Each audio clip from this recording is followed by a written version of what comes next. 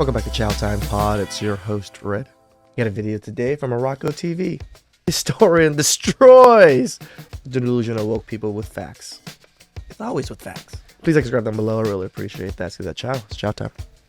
Months, we've seen the issue of slavery and colonialism expand beyond campuses, as we've now got, of course, from Barbados to Jamaica, prominent Caribbeans also calling for Britain to pay reparations for slavery and the consequences of colonialism. And, Madam Speaker, were we engaged in this debate in 1807 or 1833, I likely would have crossed the floor to support the motion opposite, because, of course, the victims of the horrendous horrors of slavery would have been alive and deserving of damages. But it's not 1807, it's not 1907, it's not even 2007. Over 2 centuries have passed since Britain led the world as the first empire in history to abolish slavery, and the right of reparations died long ago, because reparations are fundamentally about matters of tort law. The purposes of damages, restoration of reparation, is to restore the victim, the slave, to the position they were in before the damage occurred, slavery.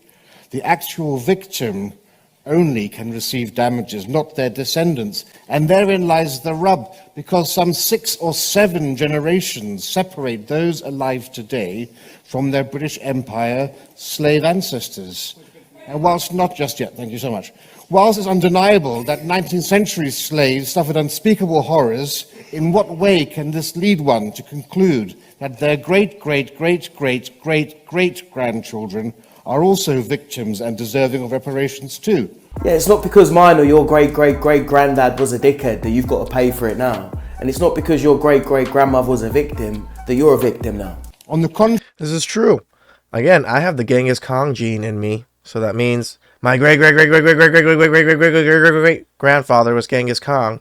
He destroyed all of Asia. Should I get, punished or, be sent to the gulag because my great-great-great-great-great-grandfather pretty much destroyed everybody?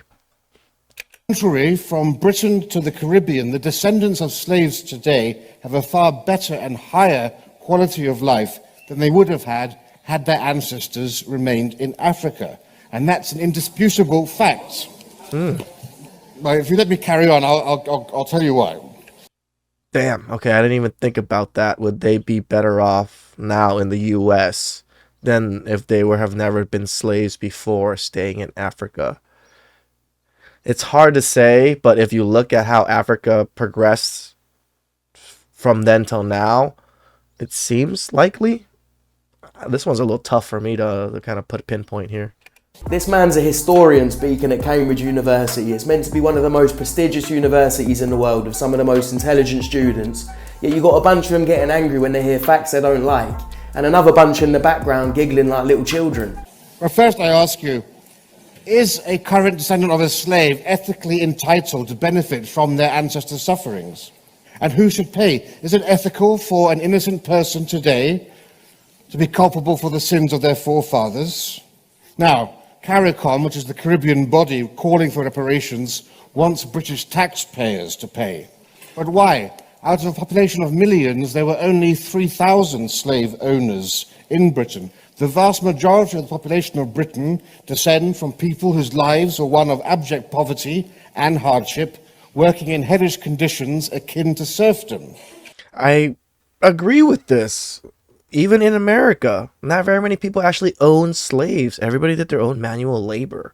So maybe 10 to 20% of people actually own slaves. So to make everyone in the country to pay for the top 10%, the top 20% of people, that's exactly what's going on now with taxes. Why should they, as taxpayers, pay reparations? It's not just yet. Thank you so much. 16% of the British population is now also foreign-born, so why should they pay for reparations? What about the descendants of slaves living in Britain today? That makes sense too. I'm an immigrant.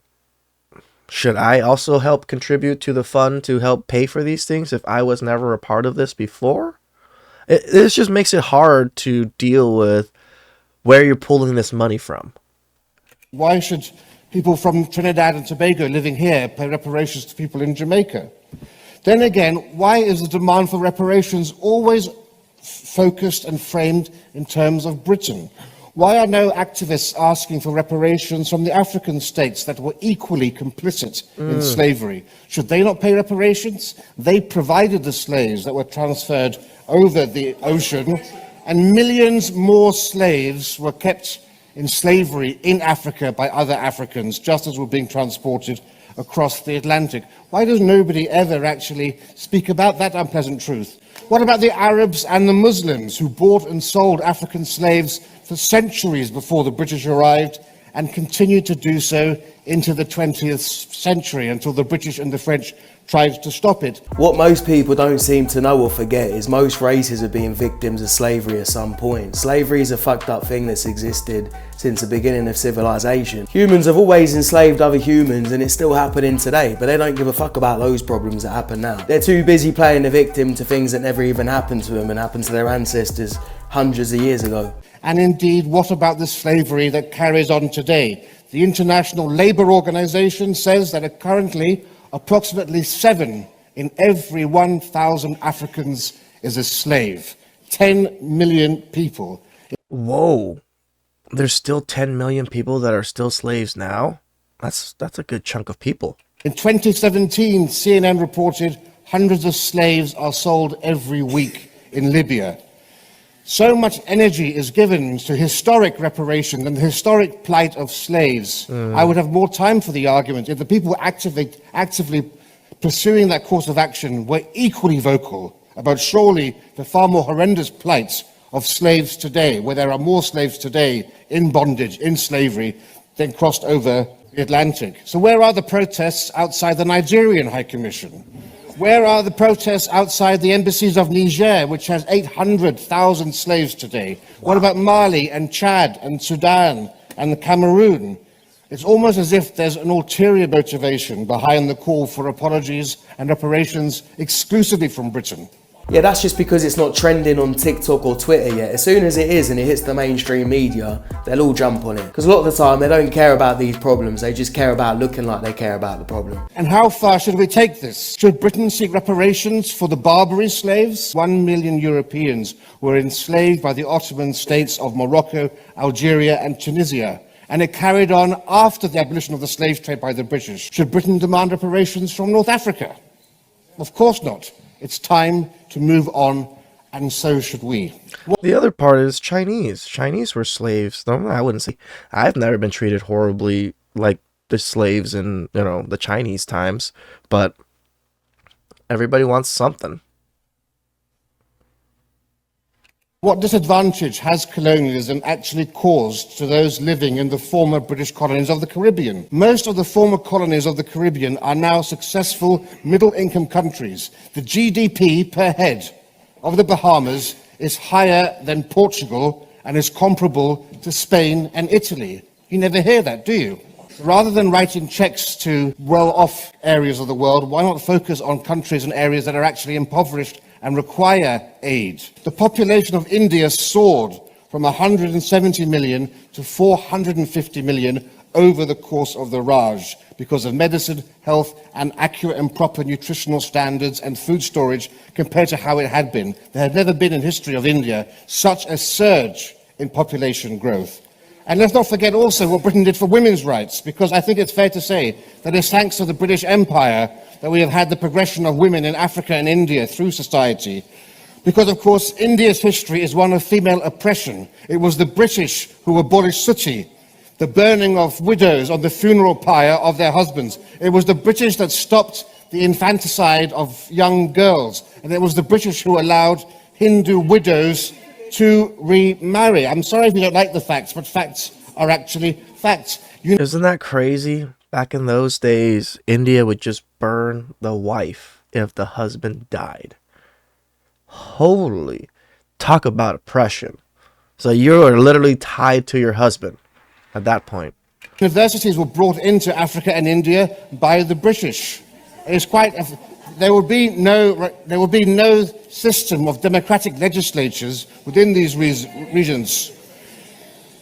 It's like this comment says, imagine being at an educational establishment and getting angry when someone actually teaches you something. He ends up completely silencing those rude little donuts in the background as well. I'd like to end by quoting the great black civil rights activist and socialist Bayard Rustin, a friend of Martin Luther King Jr.'s and posthumous recipient of the Presidential Medal of Freedom from Barack Obama, who said, "If my great-grandfather picked cotton for 50 years, then he may deserve some money. But he's dead and gone, and nobody owes me anything." Thank you. Damn.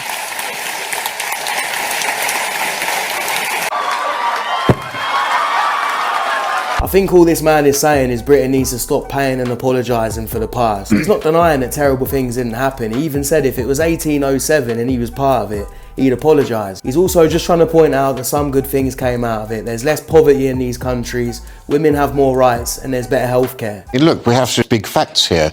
Colonialism and capitalism together lifted more people out of poverty in the world than any other two forms that we have here. Wherever you go in the world, particularly British colonialism, every region of the world, the most successful, I can't even deny this. Look at the United States. We were part of this British colonialism that came over here, and the United States became the most powerful country in the world. I mean, it did something right. I'm sure it did plenty of things wrong too. most democratic, and usually the richest countries are those that have a former colonial British inheritance. And there's a reason that Canada, Australia and New Zealand always rank amongst the 10 best countries in which to live, and that's because of their colonial inheritance. You know, the army, the military. Damn. Now that I think about it, he's not wrong, right? Yeah, Australia, New Zealand, those are really good countries that are pretty thriving in a sense. Schools, universities, hospitals, the infrastructure of government, the civil service, all of that is due to the British inheritance. And if you look around the world, it's impossible to say that the countries of Africa and Asia and elsewhere would have had the evolution towards democratic legislatures and stable countries were it not for colonialization. Well, it's an interesting statement. It's a brave statement. Narendra is, there's steam coming out of her ears. There really is. I mean, Rafe, you sound quite mad. I mean, I don't know where you get your facts from. Well, for history books, you should try to read one once in a while. I don't know which history books you're reading, but they're not correct, because you're talking about benefits to who? Self-indigenous people and people who were colonised. Actually, I call colonisation genocide. Let's speak facts. Your facts are actually British colonisation, genocide, killed... Genocide is a very difficult word. I'll let you speak. Killed hundreds of millions of people. It's murder. There's a legal liability here. They killed hundreds of millions of people colonising the world. And actually, I don't like this argument, Eamon, that actually it was in the past, because you said that in the break, that actually it's in the past, let it go. The ramifications of colonisation are still felt today. Aboriginal people are still the poorest in health, education. An Aboriginal teenager is more likely to go to prison than university. Someone said him historical, her hysterical. And it gets worse. Totally understand her into your argument there, but part of me says, look ahead, stop looking back. We can't change the past. How can you look ahead when you're still suffering?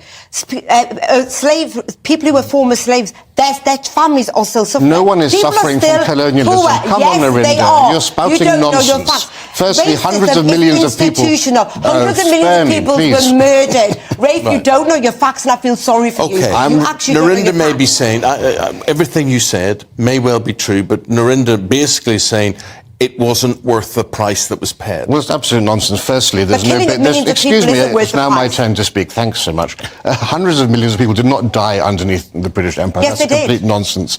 Also, life expectancy for Aborigines for thousands of years had been 40 years of age. You know, they were a Stone Age Paleolithic culture when the British arrived there. So they now have life expectancies of 70 years, 30 years longer. No, that's not correct either. I'm sorry, I'm giving you the absolute facts here. Their life expectancy is decades less than white Australians. millions. And The there are many reasons for that, but it's not due to colonialism.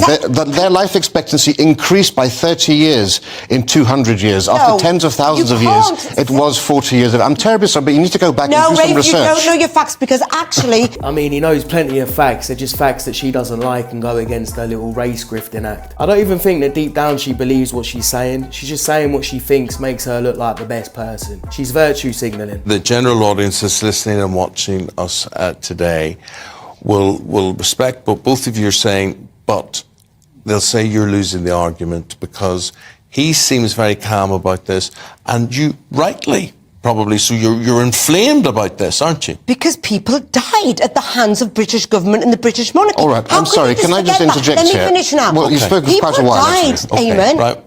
Hundreds of millions of people died. Okay. Jeez, keeps on going to hundreds of millions. That's so many people. Under the Indian Raj, the population of India increased from 170 million to 450 20 million died in the Bengal famine. The whole cyclical famines of India ended because of British storage techniques and malnutrition you're a liar. projects. You're actually lying about your facts. Well, I'd love to have a longer discussion where I can expose the nonsense that you're spouting here. Also, the British advanced women's rights in India. The history of women in India is one of oppression. The British banned sutti, the burning of widows on the funeral pyres, and the British allowed Hindu women to remarry. Killed in 1919. You shot You wouldn't be here enjoying the lifestyle you are were it not for the Britain's great advances for women. I'm terribly sorry. Rafe, what you're saying is, because Britain, the great British Empire, we went there and we advanced social justices and all that. Therefore, I'm lucky. I'm not lucky if my ancestors were murdered at the hands Your ancestors are... You are lucky. Even if your ancestors were murdered, you are still alive. There was enough of your ancestors that were still alive to propagate to where you are now, and you're thriving now in the countries that you're speaking of. You're able to do the things that people weren't able to do before. I can agree that the British did help with this. The British really did move women's rights to the correct position where it is now. Probably a little bit too much now, but... They're also my ancestors. We're both Sikhs, all right? So don't speak as if you have complete domain over this, all right? I'm not lucky. You are absolutely lucky. Aboriginal people are not lucky because of British colonisation. British colonisation was genocide. I'm saying as a woman, as an Indian woman, you are lucky because of colonisation, because your life would not be as... I live in a country where I face racism. I could have been back home, and actually India could have been richer. Thankfully, we are richer now. Thankfully, India is one of the world's 5 most racist countries. I'm terribly sorry to break it to you. That's got nothing to do with colonisation. He was calm and just saying facts, and she was acting like a little teenage girl that can't control her emotions. And if she doesn't like England and she feels like the victim, then leave. That was actually a very interesting topic. I learned quite a bit of information thanks to that historian. Shout outs to him. I think sometimes when it's 200 years in the past, that's a long time. Maybe 40, 50 years, maybe, but 200 plus years, none of the people that were affected by that, like directly, are even alive anymore. None of their kids are even alive anymore, nor their grandkids. Now it's 7 generations, 8 generations down, where everybody has somewhat of a better chance to thrive. I'm not saying that black people weren't, oppressed in many other ways throughout all of that time, but it just doesn't make sense to make people pay for, the sins of our fathers, in a sense. Please subscribe down below. I really appreciate that, and catch you guys next time. Ciao.